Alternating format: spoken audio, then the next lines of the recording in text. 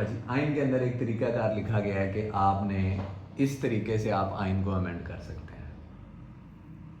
अब principally speaking there is no harm in amending the constitution because एक आइन एक ज़िंदा डॉक्यूमेंट है तो सही, लोगों का ये सोशल कॉन्ट्रैक्ट है और सोसाइटियाँ जिस तरह इवॉल्व होती हैं. आइन बेसिकली क्या रिफ्लेक्ट कर रहा होता है ना, सोशल कॉन्ट्रैक्ट है ना. तो लोगों की विल को या what the people want that how this country should be governed या यहाँ पे हुकूमतें कैसे चलेंगी, वो सोशल कॉन्ट्रैक्ट आइन देता है. और आइन रिफ्लेक्ट कर रहा होता है आवाम की विशेस को. और ये बड़ा इंटरेस्टिंग है. देखें डेमोक्रेसी में क्या है कि government of the people, for the people and by the people.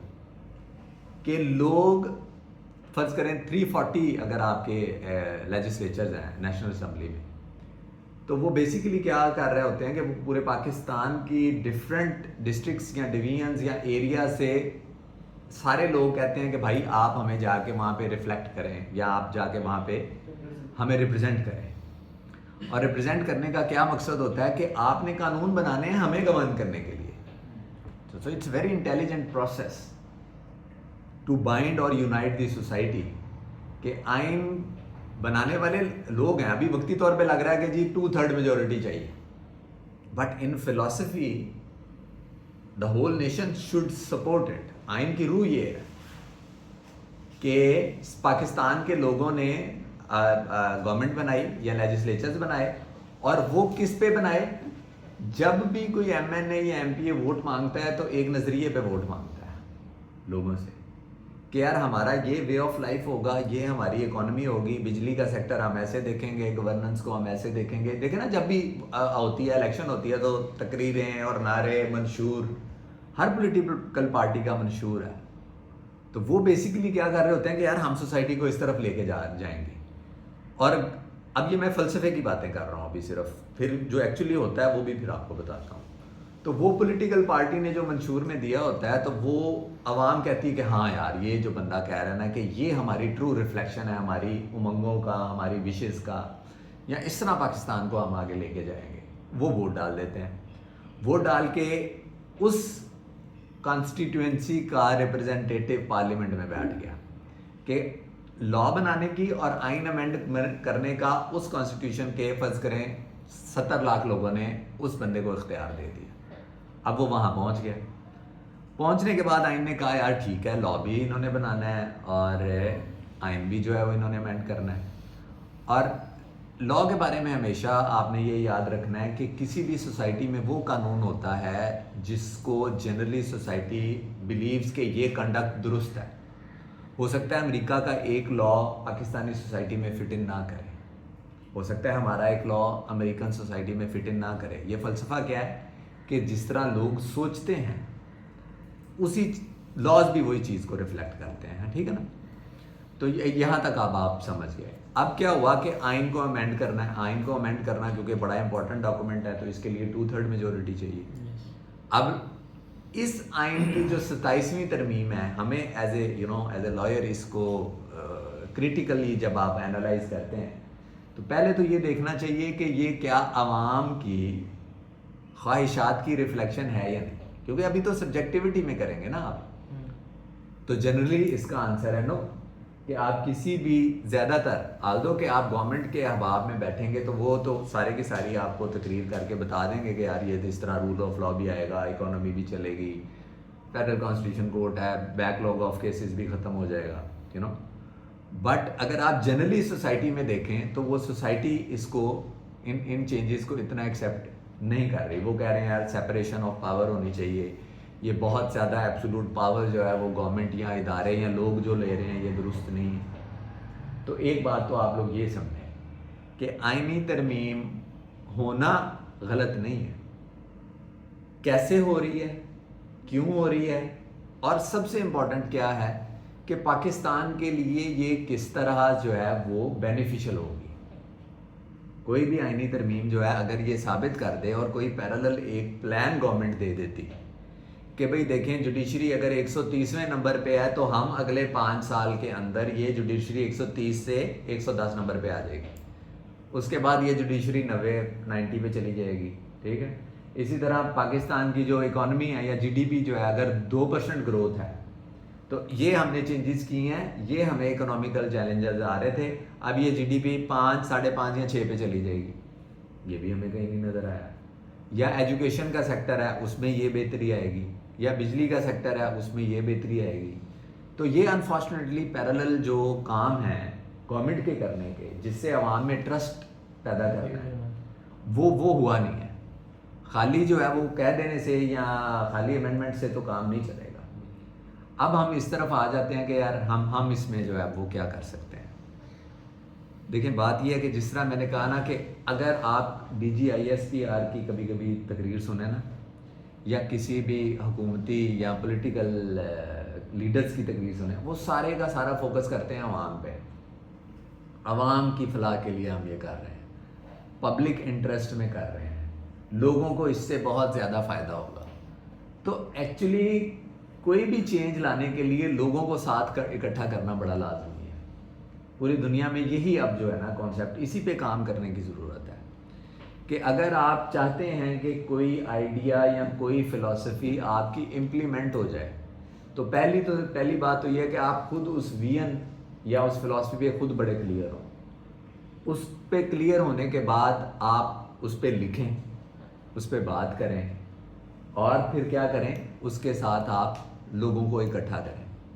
اب فرض کریں, میں مثال دی آگے بھی ایک جگہ پہ, کہ فرض کریں ایک 50 لاکھ لوگ سڑک پہ آ جاتے ہیں کل پیسفل پروٹیسٹ میں. ابھی تو دیکھیں نا ملک میں تلخی ہے, مطلب کلیشز, مطلب ایک جا رہا ہے دو معاملہ, مطلب ایک طرف گورنمنٹ ہے, ایک طرف PTI ملک کی بہت بڑی جماعت ہے. تو وہ انفارچونیٹ پارٹ ہے, جس طرح میں نے پہلے بھی بات کی تھی کہ یہ تلخی کی طرف معاملہ جا رہا ہے, یا ریزسٹنس. دیکھیں ریزسٹنس میری رائے میں مقصد نہیں ہے, ضرورت ہے. مقصد کیا ہے کہ پاکستان دنیا کا نمبر 1 کنٹری بن جائے. مقصد کیا ہے کہ ہمارے ادارے بھی جو ہیں وہ دنیا میں, مطلب اٹس انفارچونیٹ کہ جوڈیشری 128ویں یا 130ویں نمبر پہ. مقصد ملک ٹھیک کرنا ہے, باقی ٹولز ہیں. اگر مزاحمت پہلے نمبر پہ آ جائے گی مقصد کے طور پہ تو وہ کلیش ہے. وہ میں تو یہی کہہ رہا ہوں نا بار بار کہ جب ادارے کلیش کریں گے تو ملک نہیں آگے جا سکتا. تو رستہ اسی کے اندر سے نکالنا ہے. مشکل سچویشن ہے. جس طرح میں نے پچھلی دفعہ بات کی تھی نا کہ تیسری کوئی طاقت ایسی پیدا ہو جائے جو کہ اتنی ہی طاقتور ہو جتنی کہ گورنمنٹ, یا اس ٹائم اینٹی گورنمنٹ کہہ لیں جو تحریک ہے, تو تیسرا ایک بندہ وہ کہہ رہے یار ٹھیک ہے ہم بھی اتنے اسٹرانگ ہیں اور آپ آئیں سڑک پہ. مطلب یہ جو ہے جس طرح میں نے کہا کہ ایک بندہ یا ایک جماعت آئے, اس کے پیسفل پروٹیسٹ کر کے 50 لاکھ لوگ سڑک پہ آ کے کہیں گے یار مل بیٹھ کے کرتے ہیں. اور جو بھی ٹرمز اینڈ کنڈیشن پہلے بھی تو ملک میں ہوتے ہی رہے ہیں نا جی. ہماری کیا کہنا چاہیے چارٹرڈ آف ڈیموکریسی ہے, یا جس طرح بھی نیشنل ایکشن پلانز ہیں, یا اکٹھے بیٹھ کے کوئی رستہ نکالا جا سکتا ہے. تو آپ کے سوال کا جواب یہ ہے سمپل کہ پہلے انسان اپنے آپ کو مضبوط کرے. پہلی بات تو یہ نا, دیکھیں ہم نارملی دیکھتے ہیں بڑے ایمبیشیس لوگ ہوتے ہیں, ہم خود بھی ہیں, لیکن پہلے تو یہ ہے خود آپ اپنے آپ کو دیکھیں کہ آپ خود کہاں کھڑے ہیں. اپنے آپ کو اتنا مضبوط, اتنا سکلفل بنائیں کہ اب آپ اپنے پاؤں پہ کھڑے ہو گئے ہیں. جب آپ اپنے پاؤں پہ کھڑے ہو گئے ہیں تو پھر آپ اپنے لائک مائنڈڈ لوگوں کو امپاور کریں, یا ان کو بھی سکل دیں, یا ان کو بھی ایک ویژن پہ اکٹھا کریں. سو دس از دی فلاسفی. ابھی یہ ہے نا کہ خالی ہم ایک دم اچانک سے کر دیں گے تو وہ ابھی چل نہیں رہا, یہ طریقہ کار نہیں ہے. اس کے علاوہ اگر آپ میری اب پرسنل رائے پوچھیں تو میرا تو کام کرنے کا اب یہی ارادہ ہے کہ سب سے زیادہ جس چیز کی ہمیں پاکستان میں ضرورت ہے وہ ہے عوام کا ایک چیز پہ یونائٹڈ ہونا. سب سے زیادہ ضرورت ہے کہ سارے مل کے کہیں گے یار نہیں ہم نے پاکستان کو آگے لے کے جانا ہے. اور جب عوام اکٹھی ہو جائے گی تو دوسرا تحریک یا دوسرے کام کرنے کا یہ ہے کہ ہم کوشش یہ کریں مقصد کے تحت. ضرورت میں ہے باقی چیزیں, تقریریں کرنا, مزاحمت کرنا, جلسے جلوس کرنا, کیا کہنا چاہیے گھروں سے نکلنا, وہ ضرورت ہے. مقصد کیا ہے کہ پاکستان آگے چلا جائے. اس کے لیے ضروری کیا ہے, جوڈیشری ایک پیج پہ بیٹھے گی, آپ کی پارلیمنٹ ہوگی, آپ کی آرمڈ فورسز ہوگی, تو ان کو اکٹھا کرنا ہے جب بھی یہ انشاءاللہ اکٹھے ہو جائیں. پھر کیا ہے کہ ایک بڑا ضروری کام ہے اس فرکشن کو ختم کرنے کے لیے، ایک ارادے کے طور پہ یہ ہے کہ خان صاحب باہر آئے. ٹھیک ہے نا، جب تک خان صاحب اندر ہیں یہ ہمارے لیے ایک بڑا مسئلہ بنا ہوا ہے نا، کہ جیسے ہی خان صاحب باہر آئیں گے تو معاملات آگے چلیں گے. تو اس کی کوشش کی جائے کہ کس طرح سے آپ کیسی تحریک چلا کے لوگ آ کے، یا کوئی کیا، جس طرح میں نے کہا جب ادارے اکٹھے بیٹھیں گے تو کوئی حل نکلے گا. خان صاحب آ گئے. خان صاحب کے بعد کیا ہے کہ اب دیکھیں، اب یہ بڑا انفارچونیٹ ہے کہ میں 2-3 محفلیں بڑے سینئر لیول پہ میں نے جو ہے نا ابھی اٹینڈ کی ہیں. خاص طور پہ ابھی ہم نے ایک ڈنر کیا تھا سینیٹر مشتاق صاحب کا، تو وہاں پہ ہر پولیٹیکل تھاٹ کا آدمی وہاں بیٹھا ہوا تھا. پی ٹی آئی کے لوگ بھی آئے تھے، نون لیگ کے بھی آئے ہوئے تھے، سارے مطلب جتنے انٹیلیجنسی ہے آپ کا، وکیل بھی آئے ہوئے تھے، صحافی بھی تھے. تو یہ انفارچونیٹ ہے کہ پولیٹیکل پارٹیز میں سے لوگوں کا ٹرسٹ بہت کم ہو گیا ہے. کسی کے پاس یہ کوئی تھم رول نہیں ہے، یا کوئی کہے کہ یار یہ پارٹی آئے گی تو یہ ہمیں آپ باہر لے جائے گی. یہ بڑا انفارچونیٹ ہے. تو اس کا کیا مقصد ہے کہ ہم یہ نہ خالی کہیں کہ یار ایک ہی جماعت ہے میری کوئی جماعت نہیں ہے، میں پاکستان میری جماعت ہے. جو ملک بہتر کر سکتا ہے 2 طریقے سے، کہ اس کی ایمیننس کیا ہے، ایبلٹی کیا ہے. نارملی تو نا ہمیں آئیں گے، ہم یہ توڑ دیں گے، ہم اس نظام کو بھی ختم کر دیں گے، یہ چینج کر دیں گے. یہ لوگ یہ نہیں کوئی بڑا کام کر سکتے. آپ نے ایک پلان دینا ہے. پلان میں ہم کیا دے سکتے ہیں؟ ہم یہ کہہ سکتے ہیں کہ یار ملک میں اکانومی کا سب سے بڑا ایشو جو ہے وہ الیکٹریسٹی سیکٹر کی وجہ سے ہے، جس کا ہم 20 سال سے کام کرتے ہیں. جب تک ملک میں بجلی کا نظام ٹھیک نہیں ہوگا، اکانومی بھی ٹھیک نہیں ہوگی. تو اس کے لیے ہم 2 ٹیئرس میں کام کر رہے ہیں. ایک یہ ہے کہ الیکٹریسٹی سیکٹر کو ایفیشینٹ بنانے کے لیے سب سے زیادہ ضروری ہے کہ اس کی انبنڈلنگ ہو، جو ہم پرائیویٹائزیشن کی بات کر رہے تھے. تو اس پہ ہمارے ذہن میں یہ جو ہے وہ پلان ہے کہ ہم اس چیز کی کوشش، یا ایک جو ہے وہ ایک ورکنگ پیپر میں بنا رہا ہوں، ایک ایکشن پلان بنا رہا ہوں کہ پورے پاکستان کی الیکٹریسٹی سیکٹر کو اس کی انبنڈلنگ کی جائے، اور اس کی جتنی پاکستان میں ڈویژنز ہیں نا پورے پاکستان میں، وہ ہر ڈویژن کے لیول پہ اس کی بائیفرکیشن کر کے اس کو پرائیویٹائز کر دیا جائے. ٹھیک ہے نا جی. یعنی کہ میں نے پڑھا ہے کہ ہر ڈویژن میں ایک آر پی ہوتا ہے آپ کا، اور آپ کا ایک کمشنر ہوتا ہے. ٹھیک ہے. اگر گورنمنٹ ابھی وقتی طور پہ خود کرنا چاہے اس کو، تو ان کے انڈر ساری ڈویژنز میں ایک ٹیم بنائی جائے، اور ان کو ایڈمنسٹریٹیولی اگر صوبے خود لینا چاہیں تو ان کو لے کے تو اس کو اس نئے سٹرکچر کے طور پہ چلائیں. اور اس سیکٹر میں 2 بڑی پرابلم ہیں. ایک تو ہے وہاں پہ بجلی چوری، اور دوسری سب سے بڑا جو خطرہ اس ملک میں ہے وہ ہے اوور بلنگ. اوور بلنگ جو ہے نا وہ انڈر ریٹڈ ہے ابھی. یہ جو ملک میں، جس طرح میں کہتا ہوں نا کہ ملک میں بہت پیسے بھی ہیں، ملک کا انٹرنیشنلی جو ہمارا ریکگنیشن ہے، یا جو گلوبل ڈپلومیسی میں ہمارا رول ہے، یا پیسے ہیں وہ آ رہے ہیں، لیکن انٹرنل تھریٹ ہے انفلیشن، ان امپلائمنٹ. سب سے بڑے 2 مسائل ہیں، بجلی کی اوور بلنگ، اور یہ جو ٹریفک وائلیشنز کی ان ریزنیبلی ہائی جو آپ لوگوں کو آپ یہ چارج کر رہے ہیں.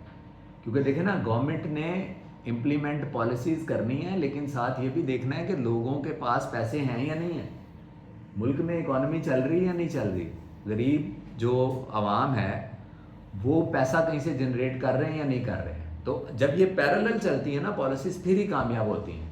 کوئی بھی پالیسی لائک اے فیئٹ نہیں آتی کہ بھئی آپ یہ بھی بند کر دیں، آپ کو اتنا یہ وائلیشن کریں گے تو آپ کو یہ کر دیں گے، اس کو آپ کو جیل میں ڈال دیں گے. بھئی اکانومی بھی تو چلانی ہے نا پالیسی کے طور پہ. اور آخری کام جو کرنے والا اس ملک میں ہے وہ ہے کہ جو 2.5 کروڑ بچے ہیں اسکولوں سے باہر ہیں، وہ ایک کوشش کی جائے کہ کس طرح سے ایجوکیشن سسٹم کے ٹیچرز کو ٹرین کر کے اس لیول کے اسکول بنیں کہ وہاں پہ لوگ جو پرائیویٹ سیکٹر میں منیمم لیول پہ نہیں، جو لوگ جاتے 5,000 یا 7,000 فیس والے، وہ سارے لوگ بچے جو ہیں وہ گورنمنٹ اسکولز میں تھے. انفراسٹرکچرز گورنمنٹ کے اسکولوں کا زبردست ہے، لیکن کہاں پہ کام ہونے والا ہے؟ ٹیچرز کی ٹریننگ. ٹیچرز اس قابل بنائیں کہ لوگ یہ ٹرسٹ کریں کہ گورنمنٹ کے اسکول میں ہمارا بچہ پڑھے گا. ٹھیک ہے نا جی. اور آخری بات، یہ جو سٹنٹڈ گروتھ والی بات میں نے پچھلی دفعہ کی تھی، جو میں نے سروے پڑھا ہے کہ 44% ہمارے جو بچے ہیں ان کی میل نورشڈ ہیں، سٹنٹڈ گروتھ ہے, ان کو وہ فوڈ یا کھانا نہیں مل رہا جو ان کو ملنا چاہیے. تو یہ ہمارا ملک ہے, ہمارے بچے ہیں, ٹھیک ہے نا جی. سو یہ ایک ویژن ہے یا یہ ایک فلاسفی ہے جس پہ ہم کام کر رہے ہیں, اور اسی پہ جو ہے نا کام کرتے کرتے ہم نے اپنے لائک مائنڈیڈ لوگوں سے ملنا بھی شروع کیا ہے. تو ہم آہستہ آہستہ انشاءاللہ اس پہ ہم اپنی پلاننگ بھی دیں گے, اس پہ کام بھی کریں گے, اور انشاءاللہ جو ہے نا وہ پاکستان آہستہ آہستہ جو ہے وہ ایک ترقی پذیر, جس طرح کہ ہم کہتے ہیں نا تقریروں میں پاکستان نمبر 1 بنے گا, وہ والا نہیں, کام کر کے اکٹھے ہو کے یونٹی سے اور صحیح کو صحیح کہہ کے. آپ دیکھیں نا منصور علی شاہ صاحب نے, دیکھیں لوگ کہتے ہیں انہوں نے استعفیٰ دے دیا, ان کی آخری اسپیچ دیکھیں, وہ بڑی مطلب اس میں تھا کہ سول سوسائٹی از ڈیڈ. اب انہوں نے وہ تنقید کر رہے تھے بیسیکلی کہ بھئی سول سوسائٹی ڈیڈ سے مراد ہے کہ بھئی جو اپنا رول کوئی انسان پلے کر سکتا ہے وہ کرے. ہم صرف ایک تماشائی نہ بنے اور یہ نہ کہیں کہ یار یہی کر دے گا, یہ سارا جی وزیر اعظم صاحب نے ٹھیک کرنا ہے, آرمی چیف نے یہ سارا ٹھیک کرنا ہے. نہیں, ہم جس رول میں ہیں, ہم دیکھیں نا وہ اسلام میں ہے نا کہ وہ حدیث ہے نبی کریم صلی اللہ علیہ وسلم کی کہ اگر آپ کوئی غلط کام دیکھیں تو آپ اس کو ہاتھ سے روکیں. ہاتھ سے روکا, بڑوں سے سیکھا کہ یہ گورنمنٹ کا کام ہے, یا کسی اگر آپ کے لیول پہ اگر قانون آپ کو پرمٹ کرتا ہے تو آپ ہاتھ سے روکیں.